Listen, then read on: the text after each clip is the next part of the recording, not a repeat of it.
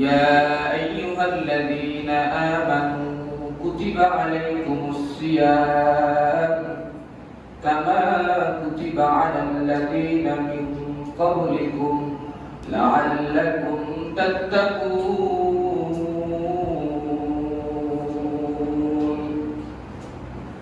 হে দুনিয়ার সমস্ত ইমানদার মুমিন বান্দারা, আমি আল্লাহ তাআলা তোমাদের উপর কিছু ফরজ বিধান নাযিল করেছি। নামাজকে আমি আল্লাহ তাআলা তোমাদের জন্য ফরজ করে দিয়েছি, হজকে আমি আল্লাহ তাআলা তোমাদের জন্য ফরজ করে দিয়েছি। রমজান মাস আমি আল্লাহ তাআলা নিকট রমজান মাসের রোজাগুলোকে তোমরা পালন করবা, সেটাকে আমি আল্লাহ তাআলা ফরজ করে দিয়েছি। ইয়া আইয়ুহাল্লাযীনা আমানু কুতিবা আলাইকুমুস সিয়াম, রমজান মাসের সমস্ত রোজাগুলো যদি তুমি পালন করতে পারো, আদায় করতে পারো, কামা কুতিবা আলাল্লাযীনা মিন ক্বাবলিকুম লাআল্লাকুম তাত্তাকুন। যাও বান্দা, আমি তোমাদেরকে কথা দিলাম, রমজানের সমস্ত রোজাগুলি যদি সুন্দরভাবে পালন করতে পারো, আমি আল্লাহ তাআলা তোমাকে তাকওয়া ওয়ালা জিন্দেগি নসিব করব। সুবহানাল্লাহ। হাদিস শরীফের মধ্যে রাসূল বলেন, মান সামা রমাদানা ঈমানান ওয়া ইহতিসাবা গুফিরা লাহু মা তাকদ্দামা মিন যামবি। দুনিয়ার কোন নারী পুরুষ যদি আল্লাহ তাআলার নিকট সওয়াবের আশায়, নেকের আশায় রমজান মাসের সমস্ত রোজাগুলো যদি পালন করতে পারে, মান সামা রমাদানা ঈমানান ওয়া ইহতিসাবা গুফিরা লাহু মা তাকদ্দামা মিন যামবি। আল্লাহর নবী বলেন, ও আমার উম্মতেরা, তোরা শুনে রাখ, জেনে রাখ, ভালো করে শুনে রাখ, মা তাকদ্দামা মিন যামবি, আল্লাহ তাআলা তোদের পিছনের সমস্ত গুনাহ খাতা মাফ করে দিবে। সুবহানাল্লাহ। গোটা 11 মাস তুই গুনাহ করেছিস, রমজান মাস আসছে, আমি আল্লাহ তাআলার দরবারে ক্ষমা চা, মাফ চা। হাদিস শরীফের মধ্যে রাসূল বলেন, প্রথম আসমানের মধ্যে ফেরেশতারা প্রতি রমজানের প্রথম রাত্রির মধ্যে এসে ডাকতে থাকে, ইউনাদি মুনাদি ইয়া বাগিয়াল খাইর আকবিল ওয়া ইয়া বাগিয়াশ শাররি আকসির। সমস্ত ফেরেশতারা প্রথম আসমানের মধ্যে এসে বান্দা বান্দীদেরকে ডাকতে থাকে, ইউনাদি মুনাদি ইয়া বাগিয়াল খাইর, হে নেক কাজ করনে वाला আকবিল, তুমি সামনের দিকে অগ্রসর হয়ে যাও। নামাজ আগে তুমি 5 ওয়াক্ত নামাজ পড়তা, আগে তারাবির নামাজ ছিল না, রমজান মাসে তারাবির নামাজ আসছে, জামাতের সাথে তারাবি আদায় করো। রমজানে তুমি বেশি বেশি করে দান সদকা করো, ইয়া বাগিয়াল খাইরি আকবিল, রমজান মাসের মধ্যে তুমি বেশি বেশি ইবাদত বন্দেগীর মধ্যে লিপ্ত থাকো, নফল নামাজ পড়ো, নফল সদকা করো। ওয়া ইয়া বাগিয়াশ শাররি আকসির, হে গুনাহগার, গুনাহ করনে वाला ব্যক্তি, আকসির, থামো, এখানে থেমে যাও, এখানে থেমে যাও। গোটা 11 মাস গুনাহ করেছো, রমজান মাস আসছে, ইবাদত বন্দেগী করো, এখানের মধ্যে তুমি গুনাহ করিও না। ইয়া বাগিয়াল খাইরি আকবিল ওয়া ইয়া বাগিয়াশ শাররি আকসির, গুনাহ করনে वाला ব্যক্তি, তুমি এখানের মধ্যে থেমে যাও। আগে তুমি মোবাইলে গুনাহ করতে, এখন তুমি গুনাহ করিও না, এটা গুনাহ করার মাস নয়। টিভি দেখতা, গুনাহ করতা, ভিন নারীর সাথে কথা বলতা, সাক্ষাৎ করতা, বেপরদায় চলতা, এটা হচ্ছে গুনাহ। এখানে তুমি থেমে যাও। রমজান মাস এসেছে, এখনো কি সময় আসে নাই আল্লাহ তাআলাকে ডাকবার মতো? আর কখন সময় আসবে আল্লাহ তাআলাকে ডাকবার? এখনো কি তোমার সময় আসে নাই? গোটা 11 মাস না তুমি আমার বিধানকে লঙ্ঘন করেছো, গোটা 11 মাস না তুমি মিথ্যা কথা বলেছো, এখনো তুমি কেন মিথ্যা কথা বলো? আল্লাহ বলেন, আলাম ইয়ানি লিল্লাযিনা আমানু আন তাখশা কুলুবুহুম লিযিকরিল্লাহ। ওরে বান্দা, আর কখন সময় আসবে আমি আল্লাহ তাআলাকে ডাকবার মতো? এখনো কি তোর সময় আসে নাই আমি আল্লাহ তাআলাকে ডাকবার? তুই না ছোট বাচ্চা ছিলি, এখন যুবক হয়েছিস, আর কখন সময় আসবে আমি আল্লাহ তাআলাকে ডাকার? তোর তো দাঁত ছিল না, এখন দাঁত উঠেছে, তোর দাড়ি ছিল না, এখন দাড়ি উঠেছে, তুই বিবাহ করেছিস, আব্দু হয়েছিস, তোর দাড়ি উঠেছে, দাড়ি পাকনা হয়েছে, লাল হয়েছে, আর সময় আসবে আমি আল্লাহ তাআলাকে ডাকবার মতো এখনই সময় আসে নাই। আলাম ইয়ানিল্লাযীনা আমানু আন তাখশা কুলুবুহুম লিযিকরিল্লাহ। আর কখন সময় আসবে আমি আল্লাহ তাআলাকে ডাকবার? তুই না নানা হয়েছিস, তুই না দাদা হয়েছিস, তুমি দাদু হয়েছো, তুমি দাদু হয়েছো, আব্বু হয়েছো, তুমি চাচা হয়েছো, জেঠা হয়েছো। আল্লাহ আমাকে আর আপনাকে সম্বোধন করে বলতেছে, বান্দা আর কোন দিন সময় আসবে আমি আল্লাহ তাআলাকে ডাকবার মতো? পুরা সপ্তাহ পুরা করেছিস, তোর জন্য একটি দিন রেখেছি ক্ষমা চাওয়ার দিন, সেই দিনটার নাম হচ্ছে শুক্রবার। শুক্রবারে ক্ষমা চা, আমি আল্লাহ তাআলা তোকে ক্ষমা করব। গোটা 11 মাস তুই গুনাহ করেছিস, তোর জন্য স্পেশাল হিসেবে ক্ষমার একটি মাস রেখেছি, তার নাম হচ্ছে রমজান মাস। এই রমজান মাসের মধ্যে পিছনের সমস্ত ভুল ত্রুটির কথা আমি আল্লাহ তাআলার নিকট বলে যা, আমি আল্লাহ তাআলার নিকট ক্ষমা চা, আমি আল্লাহ তাআলা তোকে ক্ষমা করে দেব। শুক্রবারে ক্ষমা চাস নাই, 11 মাস গুনাহ করেছিস, একমাত্র একটি মাস দিয়েছি রমজান মাস, ওই মাসের মধ্যে তুই আমি আল্লাহ তাআলার দরবারে রোনা জারি করিস নাই, ক্ষমা চাস নাই। বল না বান্দা কখন সময় আসবে আর কোন দিনটা কোন মাসটা দিয়ে আমি আল্লাহ তাআলাকে ডাকবি? এখনো কি সময় আসে নাই? আলাম ইয়াতিনিল্লাযীনা আমানু আন তাখশা কুলুবুহুম লিযিকরিল্লাহ। এখনো কি সময় আসে নাই আমি আল্লাহ তাআলাকে ডাকবার মতো? রমজানের রোজাগুলো রাখা কি তোর উপর ফরজ ছিল না? কেন রমজানের রোজাগুলো রাখলি না? আমার বিধানকে কেন তুই বিধান করে প্রদর্শন করলি? নামাজ কি তোর উপর আমি ফরজ করি নাই, কেন তুই নামাজ পড়িস নাই? পর্দা কি আমি তোর উপর ফরজ করে দেই নাই, তুই কেন পর্দাভাবে সুন্দরভাবে চলাফেরা করিস নাই? কেন আমি আল্লাহ তাআলার তাকওয়া অর্জন করতে পারিস নাই? রমজান দিয়েছি গুনাহ ক্ষমা হবে, তাকওয়াওয়ালা জিন্দেগি নসিব হবে, আমি আল্লাহ তাআলার নৈকট্য অর্জন করবি, সান্নিধ্য অর্জন করবি। তোর নাম ছিল আমি জাহান্নামীদের খাতার মধ্যে, তোর নামটা আমি লিখে রেখেছিলাম। রমজান মাস আসলো, সুন্দরভাবে ইবাদত বন্দেগী করে, সুন্দরভাবে সমস্ত রোজাগুলা সুন্দরভাবে পালন করে, নামাজ পড়ে, ইবাদত বন্দেগী করে, তুই কেন জাহান্নামের খাতা থেকে নামটা কাটতে পারলি না? এগুলা হচ্ছে আল্লাহ তাআলা আমাদের নিকট প্রশ্ন করতেছে, প্রশ্ন। আলাম ইয়াতিনিল্লাযীনা আমানু আন তাখশা কুলুবুহুম লিযিকরিল্লাহ। আমি আল্লাহ তাআলার ভয়ে কি তোর অন্তরটা কাঁপে না? জাহান্নামের কথা কি স্মরণ হয় না? আমি আল্লাহ তাআলার আযাবের কথা কি তোর স্মরণ হয় না? গোটা 11 মাস তুই খেয়েছিস, তোর জন্য হালাল করেছি, মাত্র একটি মাস তোর জন্য আমি চেয়েছি, বান্দা 1 মাস আমাকে সময় দে, আমার কথা শোন। গোটা 11 মাস তুই খেয়েছিস, কোনো কিছু বলি নাই, খেয়েছিস, কোনো কিছু বলি নাই, একটা মাস কি আমি চেয়েছি, আমাকে কি তুই দিতে পারলি না? আর কখন সময় আসবে আমি আল্লাহ তাআলাকে ডাকার মতো? আর কখন কিভাবে বললে তুই আমার কথা শুনবি, রমজানের রোজাগুলা পালন করবি? দুনিয়ার মধ্যে এমন কিছু নাফরমান ব্যক্তি আছে, এমন কিছু বেরোজাদার আছে, এমন কিছু মুমিন নামের বেঈমান আছে, আল্লাহ তাআলার বিধানকে লঙ্ঘন করে। আল্লাহ বলেছেন, ইয়া আইয়ুহাল্লাযীনা আমানু কুতিবা আলাইকুমুস সিয়াম। হে ঈমানদার, তোদের উপর আমি আল্লাহ তাআলা রমজানের রোজাকে ফরজ করেছি। ঈমানদারদের উপর আল্লাহ তাআলা রোজাকে ফরজ করেছেন। আয়াতের অর্থ দ্বারা বোঝা যায় যারা প্রকৃত মুসলমান, ঈমানদার, তাকওয়াওয়ালা ব্যক্তি, তারা আল্লাহ তাআলার ফরজ বিধান রোজা রাখে। যারা রোজা রাখে না তারা বেঈমান। বলেন তারা কি? তারা বেঈমান। আল্লাহর কথা অনুযায়ী আমানু কুতিবা আলাইকুমুস সিয়াম, যারা ঈমানদার তোদের উপর আমি আল্লাহ তাআলাকে রোজা ফরজ করেছি। আর যাদের ঈমান নাই, যারা বেঈমান, নাম আছে মুসলমানের খাতার মধ্যে, তবে তারা মুসলমান না। আইনি কার্ডের মধ্যে তার নাম মুসলমান, কিন্তু প্রকৃতপক্ষে সে মুসলমান না।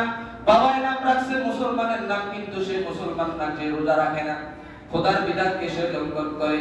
আল্লাহ বলেছেন, ইয়া আইয়ুহাল্লাযীনা আমানু কুতিবা আলাইকুমুস সিয়াম কামা কুতিবা আলাল্লাযীনা মিন ক্বাবলিকুম লাআল্লাকুম তাত্তাকুন।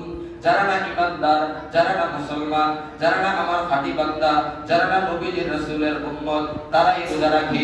যারা ইমানদার না তারা রোজা রাখে না, যারা বেঈমান তারা রোজা রাখে না, যারা ফাসিক তারা রোজা রাখে না। প্রকৃত মুসলমান যারা তারা রোজা রাখবে।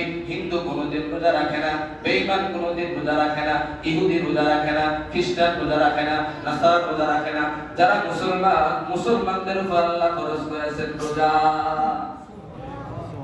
কি বোঝা যায়? যারা রোজা রাখে না তারা প্রকৃত মুসলমান কোনোদিন হতে পারে না। সমাজে বেরোজাদার আছে না নাই? তো তারা কি মুসলমান না? বলেন, কথা বলেন। তারা তো মুসলমান, এরপরেও কেন রোজা রাখে না? কেন রোজা রাখে না তারা? বুঝা গেল নামে মুসলমান, কামে মুসলমান না। ঠিক, নামে মুসলমান, কামে মুসলমান না। শরীয়ত ইসলাম যদি হুকুমত থাকতো তাকে কতল করে দেওয়া হইতো। খোদার বিধান কি তুই লঙ্ঘন করিস বেটা নাফরমান? খোদার বিধান কি তুই লঙ্ঘন করিস? বহু বেরোজাদার আছে, ঘোরাফেরা করে, এভাবে ঘরের মধ্যে বাসাবাড়ির মধ্যে খায়, বাথরুমে গিয়ে বিড়ি টানে, আছে না নাই? আমার ছাত্ররা এসে আমার কাছে নালিশ দেয়, দিনের বেলা কত বড় নাফরমান হলে এমন কাজ করতে পারে দেখে। তার হায়া কোথায় গেল, লজ্জা কোথায় গেল, ঈমান কোথায় গেল, গায়রত কোথায় গেল, ব্যক্তিত্ব কোথায় গেল? বাথরুমে গিয়ে বিড়ি খায়, কত বড় জানেন নাফরমান। ছাত্ররা এসে বলতেছে বাথরুমে বিড়ি বন্ধ।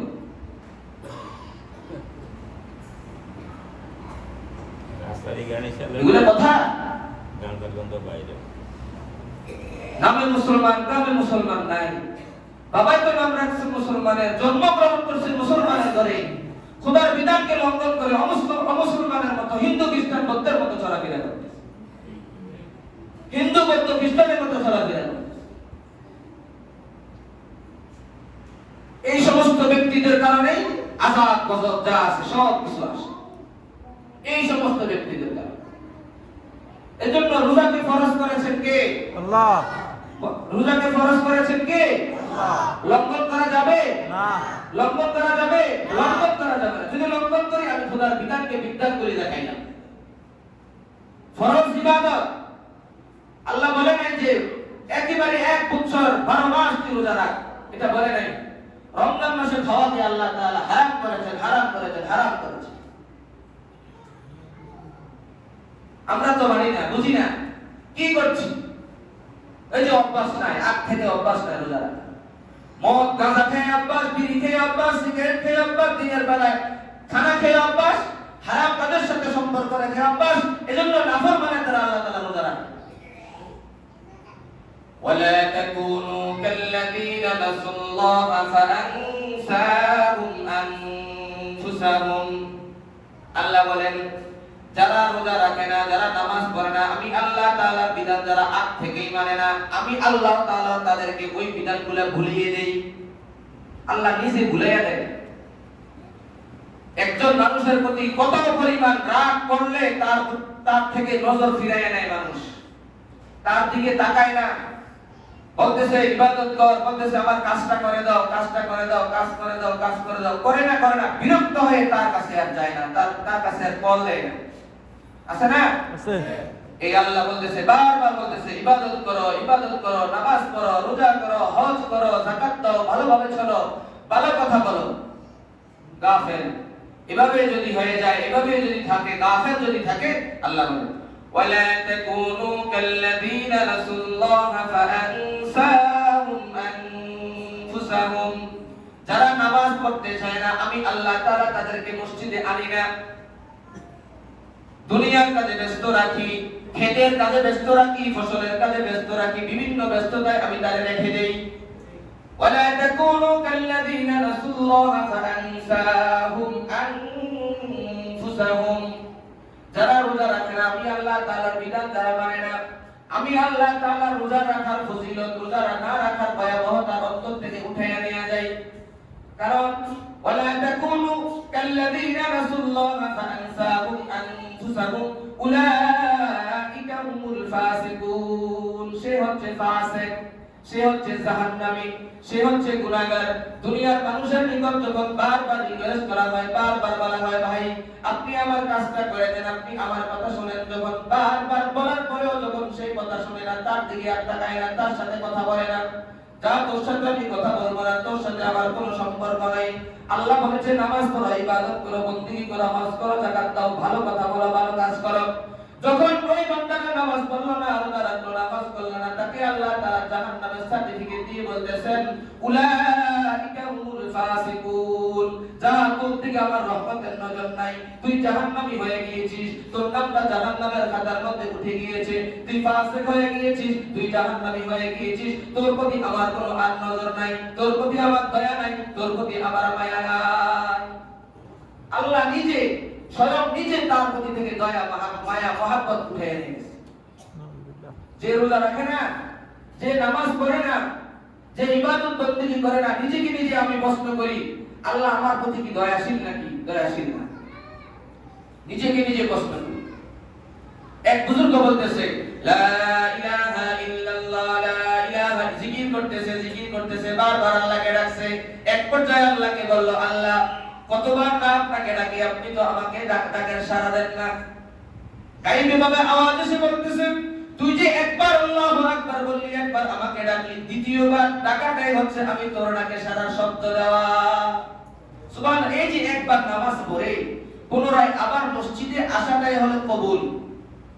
একবার আল্লাহকে ডাকা, দ্বিতীয়বার ডাকার শক্তি আর হিম্মত, এটাই হচ্ছে আল্লাহ আমার ডাকে সাড়া দেওয়া। আল্লাহ যদি রহম না করতেন একবারও আল্লাহর নাম নিতে পারতাম না। ঠিক বলেন? এই যে আপনি দ্বিতীয়বার আল্লাহর নামটা নিতে পারলেন, ফাযকুরুনি আযকুরুকুম ওয়াশকুরুলি ওয়ালা তাকফুরুন, আমার শুকরিয়া করো, আমাকে ডাকো, আমি তোর ডাকে সাড়া দিয়ে দেব। উদউনি আস্তাজিব লাকুম, আমাকে ডেকে যা, আমি তোর ডাকে সাড়া দিয়ে দেব। আল্লাহ বলেন আমাকে ডাকতে থাক, আমাকে ডাকতে থাক, আমার ইবাদত বন্দেগী কর, আমি আল্লাহ তাআলা তোর জীবনের সমস্ত কাজগুলো করে দেব। আমি দুনিয়ার কাজে ব্যস্ত, আল্লাহর কাজ নিয়ে ব্যস্ত না। আমি মাকে ডাকতে পারি, বাবাকে ডাকতে পারি, নিজের বোনকে ডাকতে পারি, অন্যান্য আত্মীয় স্বজন যারা আছে সবাইকে ডাকতে পারি, কিন্তু যে আল্লাহ তাআলা আমাকে বানাইছে ওই আল্লাহ তাআলাকে ডাকতে পারি না। এজন্য আল্লাহ তাআলা দুনিয়ার সমস্ত কাজে আমাকে ব্যস্ত রাখে, আল্লাহর কাজে আমাকে ব্যস্ত রাখে না। ওয়ালা তাকুনু কাল্লাযীনা নাসুল্লাহা ফাআনসাহুম আনফুসাহুম উলাইকা হুমুল ফাসিকুন। আমাকে ডাকবি, আমি আল্লাহ তাআলা তোকে আরো শক্তি দিব, আরো বেশি কিভাবে ডাকতে পারিস। আমাকে ডাকবি না, আমি আল্লাহ তাআলা তোকে আমার ঘর থেকে দূরে রেখে দেব, নামাজ পড়া থেকে দূরে রাখবো, সুবহানাল্লাহ বলা থেকে দূরে রাখবো, লা ইলাহা ইল্লাল্লাহ বলা থেকে দূরে রাখবো। সবরকারী বান্দা হিসেবে তোকে গ্রহণ করব না, শাকিরকারী বান্দা হিসেবে তোকে গ্রহণ করব না। উলাইকা হুমুল ফাসিকুন, তোর নামটা আমি দিয়ে দেব ফাসিকদের খাতার মধ্যে। নাউযুবিল্লাহ। এজন্য আজকের আলোচনা দ্বারা কি বুঝলেন, কি বোঝা গেল? আল্লাহকে ডাকলে আল্লাহ তার ডাকে সারা শব্দ দেয়, তৌফিক দেয় ইবাদত বন্দেগী করার। নামাজ পড়লে আবার নামাজ পড়ার জন্য আল্লাহ তাআলা মসজিদের মধ্যে নিয়ে আসেন। যদি আল্লাহ তাআলাকে ভুলে যায়, আল্লাহ আল্লাহর কাছ থেকে ভুলে রাখে, আল্লাহ আল্লাহর কাছ থেকে ভুলে রাখে। যে আরেকজনকে যে মহব্বত করে, ভালোবাসে, তাকে বলে দেয় অমুক কাজটা যদি আমি ভুলে যাই আমাকে আবার স্মরণ করাইয়া দিও, বলে তো যদি ভুলে যায় আমাকে আবার স্মরণ করাইয়া দিও। সে যদি তাকে মহব্বত না করে বলা সত্ত্বেও তাকে স্মরণ করায় না, বলে দেয় না, ইচ্ছা করে বলে, আরেকজনে বলতে গেলে বলে চুপ থাক, বলিস না। আছে না নাই? আল্লাহর বিধানের ক্ষেত্রে এমন, খোদার বিধানের ক্ষেত্রে এমন। এজন্য খোদার বিধান এক চুল পরিমাণ কেউ যদি লঙ্ঘন করে, আল্লাহ তাআলার পক্ষ থেকে রহমতের চাদর তার থেকে উঠে যায়, রহমতের চাদর তার থেকে উঠে নিয়ে যায়। খোদার বিধান যদি মানে, আল্লাহ তাআলা রহমতের চাদর দিয়ে তাকে বেষ্টন করে রাখে, তাকে ঘিরে রাখে রহমতের চাদর দিয়ে। খোদার বিধান রমজান মাসের রোজা ফরজ করেছেন, পালন করতেই হবে, অবশ্যই অবশ্যই পালন করতে হবে। অনেকে সন্তান কাজ করে, আম্মু আব্বু বলে রোজা রাখা লাগবে না, নামাজের সময় ডাকতে না, কষ্ট হয়, একটু পরে নামাজে যাবে, একটু পরে কাজে যাবে। এখন যদি তুমি ফজরের সময় মসজিদে চলে যাও, একটু পরে উঠে কাজে, তোমার কষ্ট হবে রাস্তায়। কত মায়া মহব্বত দেখেন, সন্তানদের মায়া মহব্বত করে জাহান্নামের মধ্যে নিয়ে ফেলাইতেছে। এই মায়া মহব্বতের কাজ আছে কোনো?